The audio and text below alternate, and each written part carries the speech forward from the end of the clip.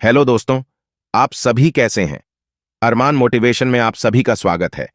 आज आपको इस कहानी के माध्यम से बताना चाहता हूं कि महात्मा बुद्ध ने बताया कि पहले खुद को पहचानो, फिर दूसरों के बारे में फैसला करो।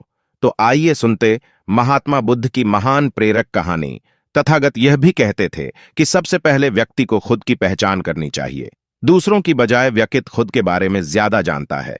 उनका मत था कि बुराई से घृणा करो, बुरे व्यक्ति से नहीं। एक बार की बात है, किसी गांव के पास बहती नदी के किनारे बुद्ध बैठे थे। किनारे पर पत्थरों की भरमार थी, पर छोटी सी वह नदी अपनी तरल धारा के कारण आगे बढ़ती ही जा रही थी।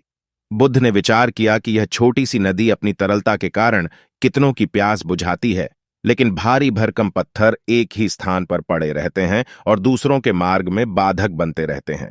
इस घटना की सीख यह है कि दूसरों के रास्ते में रोड़े अटकाने वाले खुद कभी आगे नहीं बढ़ पाते, परंतु जो दूसरों को सद्भाव और स्नेह देता है वह स्वयं भी आगे बढ़ जाता है। बुद्ध ऐसे ही विचारों में मग्न थे कि तभी उन्होंने ग्रामीणों की एक भीड़ को अपनी ओर आते देखा। बड़ा शोर था और लोग किसी युवती के प्रति अपशब्द बोल रहे थे।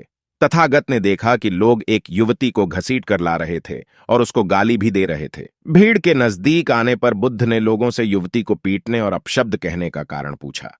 लोगों ने कहा कि यह स्त्री व्यभिचारी हैं और हमारे समाज का नियम है कि यदि व्यभिचारी स्त्री पकड़ी जाए तो उसे पत्थरों से कुचलकर मार डालना चाहिए।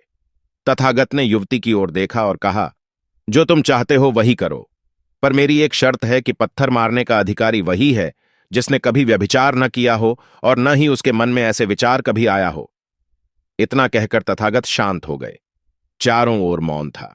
कुछ समय बाद लोगों की भीड़ मन में पश्चाताप का भाव लिए हुए वहां से विदा हो गई। इस कहानी से यही सत्य उभरता है कि हम खुद अपने प्रति न्याय कर सकते हैं, दूसरों के प्रति नहीं, क्योंकि हमारी जानकारी दूसरों के विषय में अधूरी होती है।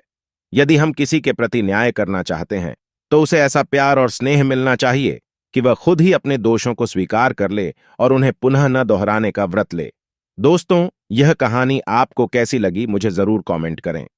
मेरे चैनल को प्लीज सब्सक्राइब करें, लाइक और शेयर करें। अपना ख्याल रखें और अपने परिवार वालों का भी।